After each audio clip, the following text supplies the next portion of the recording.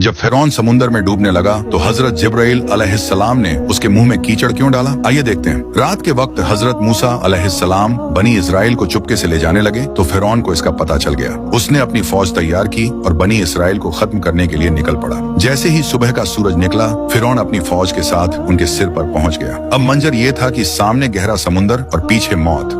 बनी इस्राइल खौफ से चिल्लाने लगे, यकीनन हम पकड़े गए। लेकिन हजरत मूसा अलैहिस्सलाम का ईमान ऐसा बुलंद था कि खौफ की आंधियां भी उसके सामने बेअसर हो गईं। हजरत मूसा अलैहिस्सलाम ने कहा, हरगिज नहीं, बेशक मेरे साथ मेरा रब है, वही मुझे रास्ता दिखाएगा। अल्लाह के हुक्म से उन्होंने अपनी लाठी पानी पर मारी। देखते ही देखते समुंदर फट गया। पानी दोनों तरफ बड़े पहाड़ों की तरह खड़ा हो गया और रास्ता बिल्कुल सूखा बन गया। हजरत मूसा अलैहिस्सलाम और बनी इस्राइल आगे बढ़े। फिरौन और उसकी फौज ने सरकशी और दुश्मनी के साथ उनका पीछा किया। जब हजरत मूसा अलैहिस्सलाम और बनी इस्राइल का आखिरी इंसान दूसरे किनारे पर पहुंच गया, अल्लाह ने पानी को मिला दिया और सभी को गर्क कर दिया। जब फिरौन डूबने ही वाला था, उसने कहा, मैं ईमान लाया कि कोई माबूद नहीं सिवाय उसके जिस पर बनी इस्राइल ईमान लाए और मैं फरमाबरदारों में से हूँ। जब हजरत जिब्राइल अलैहिस्सलाम ने ये देखा तो समुंदर से कीचड़ लेकर फिरौन के मुंह में भरने लगे, इस डर से कि अगर वो तौबा के अल्फाज कह दे तो कहीं अल्लाह की बेइंतहा रहमत उस तक पहुंच न जाए। आपने अल्लाह की इतनी बेइंतहा रहमत के लिए अभी तक कमेंट और शेयर भी नहीं किया।